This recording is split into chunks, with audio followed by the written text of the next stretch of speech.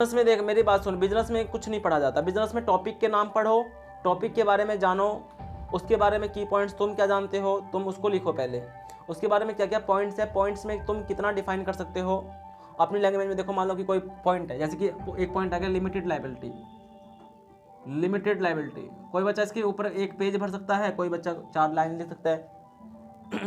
तो limited liability के बारे में कितना जानते हैं आप, उसको लिखना स्टार्ट कर दे। लिख लिख के प्रैक्टिस करो, पॉइंट वाइज पढ़ो इसको, ठीक है। अगर 4 नंबर का क्वेश्चन है तो 4 पॉइंट लिख दो, मीनिंग अलग से, डेफिनेशन अलग से, 4 पॉइंट अलग से, और उसके बाद कंक्लूजन।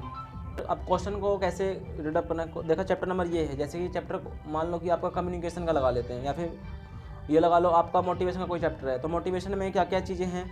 अच्छा मीनिंग है, मीनिंग पढ़ ले अच्छे से, पहले आपकी मीनिंग स्ट्रांग होनी चाहिए। मीनिंग डेफिनेशन अच्छे से लिख दिया, उसके बाद इसको पढ़ना कैसे है, पॉइंट्स वाइज पढ़ सकते हैं आप।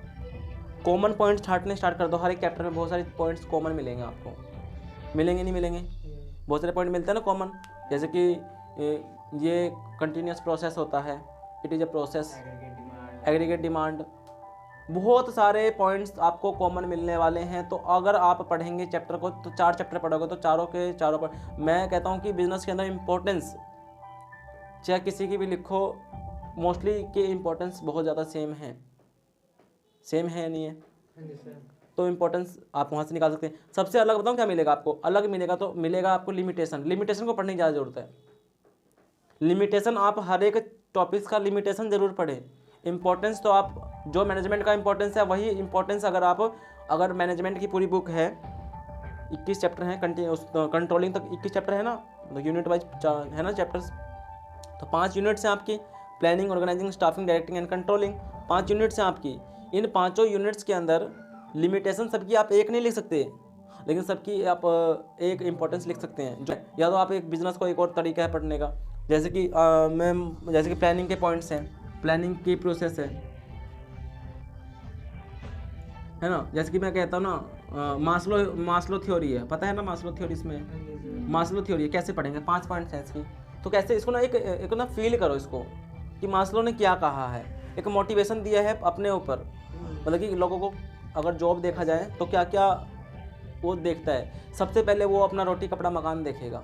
रिलेट करो अपने आप से, रिलेट करो। हाँ कोई बंदा है, अगर मैं ही खुद हूँ, अगर मैं किसी जॉब पे जा रहा हूँ तो मैं क्या क्या देखूँगा, हाँ पहले तो अपनी चीज़ें देखेंगे, मेरे पास रोटी कपड़ा मकान 3 चीज़ तो होनी चाहिए, रहने के लिए घर। अपने आप से रिलेट करके पढ़ सकते हैं। या तो आप एक काम करो, शॉर्टकट बनाना स्टार्ट कर दो, पॉइंट्स की पहले अक्सर को शॉर्टकट बनाना स्टार्ट कर दो। जैसे कि पॉइंट्स का कोई भी पॉइंट्स हैं तो बहुत सारे पॉइंट्स हैं, जैसे कि मैं मान लेता हूँ 5 पॉइंट्स हैं। पहला पॉइंट है, दूसरा पॉइंट है, तीसरा पॉइंट है, चौथा पॉइंट है, 5वां पॉइंट है। इन 5 पॉइंटों में जो पहला अक्षर है उसकी राइमिंग कर लो, राइमिंग बना के करो। राइमिंग बना सकते हैं, RRHA, इस तरीके से। जैसे कि प्लानिंग की प्रोसेस क्या होती है, प्लानिंग की क्या प्रोसेस होती है। पहला पॉइंट क्या है ना, सेटिंग ऑब्जेक्टिव, तो इसका S पहला पॉइंट उठा लिया, S है ना। तो सबका पहला अक्षर उठा के राइमिंग बना लो एक इससे, एक फुल फॉर्म जैसी चीज़ें। तो आपको ये राइमिंग में अच्छा, राइमिंग में 7 वर्ड हैं, 7 का में से मतलब 6 का मतलब पता है, तो किसी एक का मतलब नहीं पता तो इसका मतलब क्या हो सकता है, तो आपको झटाक से याद आ जाएगा। हमने अपने टाइम में बिजनेस में जब याद किया था तो हमने राइमिंग बना के ही याद किया था हर एक पॉइंट्स को, ठीक है ना। पॉइंट्स का पहला अक्षर उठाओ और उसकी राइमिंग करके याद कर लो, क्लियर।